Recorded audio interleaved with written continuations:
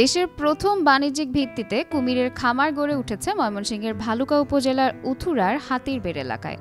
কুমিরের চামড়া ও মাংস রপ্তানির উদ্দেশ্যে ২০০৪ সালে মোস্তাক আহমেদ ১৫ একর জমিতে গড়ে তোলেন কুমিরের খামার। ২০১২ সালে খামারের মালিকানা বুঝে নেন বিতর্কিত ব্যবসায়ী পি.কে. হালদার। বর্তমানে উদ্দীপন নামক একটি বেসরকারি প্রতিষ্ঠানের মালিকানায় পরিচালিত হচ্ছে খামারটি। স্বাদুপানিতে বিলুপ্ত প্রজাতির কুমির সংরক্ষণের জন্যই গড়ে তোলা হয় এই খামারটি। ইতিমধ্যে বিশ্বের কয়েকটি দেশে রপ্তানি করা হচ্ছে কুমিরের চামড়া ও মাংস, জানান ফার্মের ব্যবস্থাপক ডাক্তার আবু সাই মোহাম্মদ আরিফ। পদ্মা নদীতে ঘরিয়াল পাওয়া যেত, সেটিও বিলুপ্তির পথে। এছাড়া যে স্বাদুপানির কুমির, সেগুলো বিলুপ্তির পথে। উদ্দীপনের উদ্দেশ্য রয়েছে এখানে এইসব ঘরিয়াল এবং স্বাদুপানির কুমির এগুলি সংরক্ষণে ভবিষ্যতে বাংলাদেশের গুরুত্বপূর্ণ ভূমিকা রাখে। আমাদের এই মুহূর্তে মোট কুমিরের সংখ্যা হচ্ছে ছোট বড় মিলে প্রায় ৩৭০০। আমরা ইতিমধ্যে ৫ বার এখান থেকে ১৫৬০টি কুমিরের চামড়া রপ্তানি করেছি জাপানে।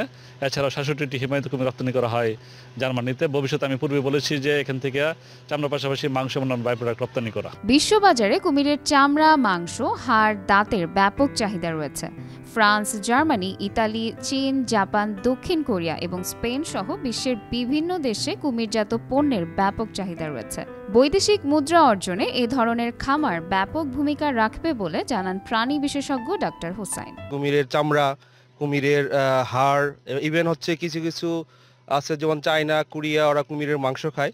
তো আমি মনে করি এরকম ফার্মিংটা আমি মনে করি আমাদের দেশের জন্য বৈদেশিক মুদ্রা আনার একটা মাধ্যম। কারণ এখানে আমরা কুমিরের চামড়া বিদেশে রপ্তানি করতে পারি, কুমিরের স্কেলেটন আমরা বিদেশে রপ্তানি করতে পারি, কুমিরের মাংস চাইলে আমরা রপ্তানি করতে পারি। তো এটা আমাদের আসলে বৈদেশিক মুদ্রা অর্জনের একটা ভালো মাধ্যম। এদিকে কুমিরের এই খামারটি দেখতে প্রতিনিয়ত বেড়েই চলছে দর্শনার্থীর সংখ্যা। আমি ছোট থেকে বড় কুমির দেখছি। আমি এইগুলা কুমির আগে কোথাও দেখি নাই। আমার বেবিরা আসলে অনেক ছোট, তারা বইয়ে ক্রোকোডাইল দেখে, মানে ওরা অনেক দেখতে চায়।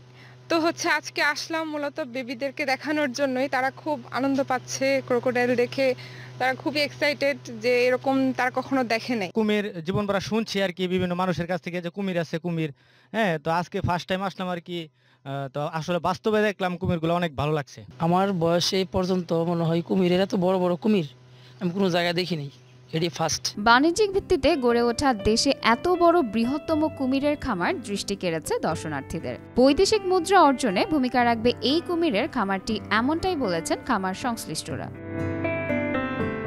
নাজনীন নিসা, আনন্দ টিভি।